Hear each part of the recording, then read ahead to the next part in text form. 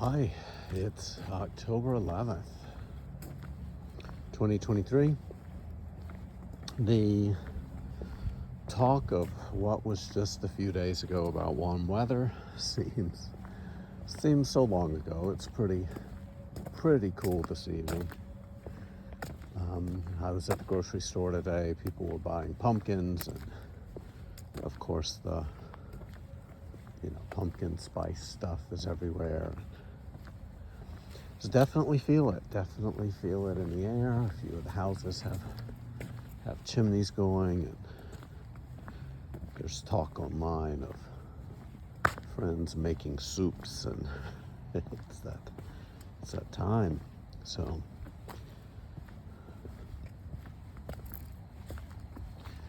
I'm not sure I have a topic this evening. I'm thinking a little bit about home. I don't know where it's going to take me, but home has been a preoccupation of mine. I've been thinking about it forever, in part because I'm from a family that has occupied a piece of the country for a very, very long time. I mean, my family goes back on my mom's side to Saint Denis, who, we say settled that part of Louisiana and helped found Natchitoches, which is a little college town where I went to college, and is the oldest, we say, permanent settlement, by which we mean, European settlement in the Louisiana Purchase. And my family's been in this part of Northwest Louisiana for a very, very, very long time.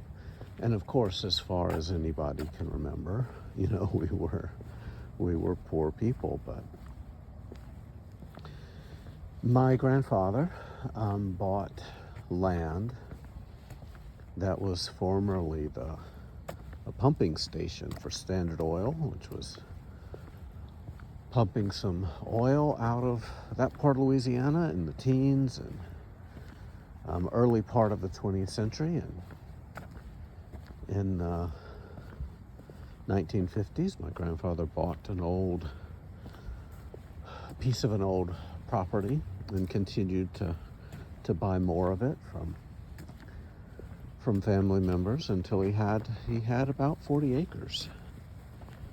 And that's for me, that's home. It was 40 acres in Oxford, Louisiana, which is, can't even begin to say. Rural does not describe it, but I suppose in some ways it looks like a lot of the country when you get far, far, far away from everything. But for those of us that are there, it's a home place. It's been in the family for nearly 70 years.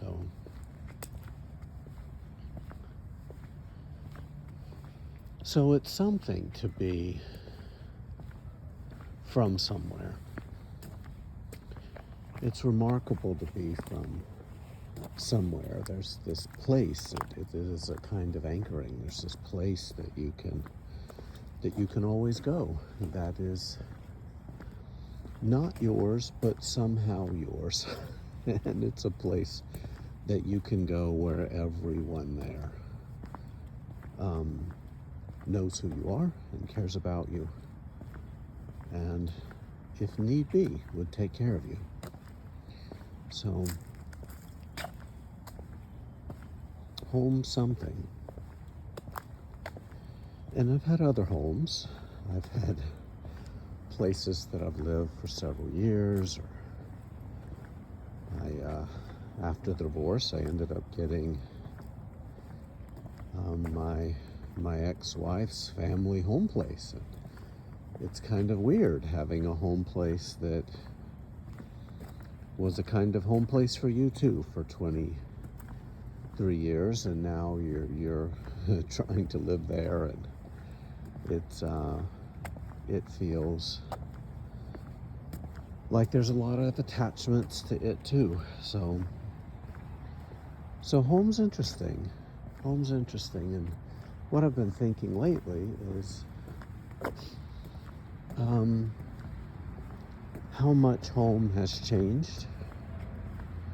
Home's changed so much in the last few years since my grandfather died in 2005. My grandmother died in 2019, and losing the matriarch and patriarch is a really, really big loss. But when I was back for a funeral, I saw that the world was still there. Everything was still there. All the places had all their old familiar smells. And there's a comfort knowing that that place is, and it exists outside of you, and it's shared, and many of us have very fond feelings, even though it's changed and different, and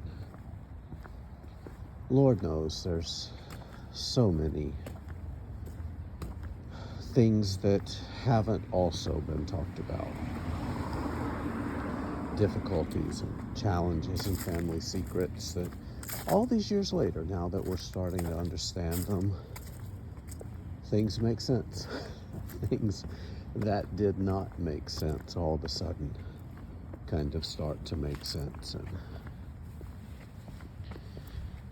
which can help me kind of make a little bit of sense. And it's also strange being out here in this world to think that I might be a home. It's a strange concept that I might be a home to people who care about me, who have been with me for a while, who I helped raise, who I'm taking care of. It's a strange concept, and of course I'm trying to lean into the idea that this life, this presence, this what I'm doing right here, right now, is building my own home here, right? Building my own homesteading, if you will, in this life, in this part of the country, in this part of the world, in this part of the universe. It's an interesting thing, and I know I've mentioned this in other podcasts, but I walk by these houses, and it's a 100-year-old neighborhood, and I'm wondering how much nostalgia there is in the bones of people who grew up in these houses, who lived here for a while. It's got to be a lot. It's got to be a lot of people that Winslow Road lights up a particular part in their imagination, or lights up a particular part in their family story. So, home, it's been a preoccupation of poets and philosophers and people who are from somewhere and people who are from nowhere for generations and generations and generations. And I don't think I have anything new to contribute to it tonight, except that I'm trying to make my home here. I'm trying to make my life a place that's where I live. It's where every day, to some degree, I'm leaving from and coming back to. It's where I sleep, it's where I'm loving, it's where I'm struggling, it's where I'm doing good work. And it's where I'm figuring out what's going to come next. Where are we going to go next? What's happening? What's going to happen next?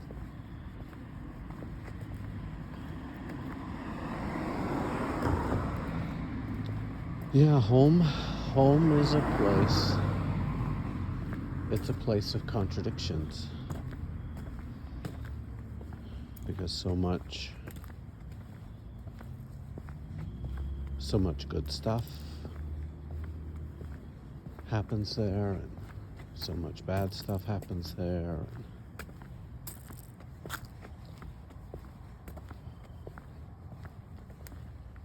And so many times we long to go back, and of course it's one thing that the poets tell us: you can't go back. Only if you go back in nostalgia. And nostalgia's slippery, nostalgia's tricky. So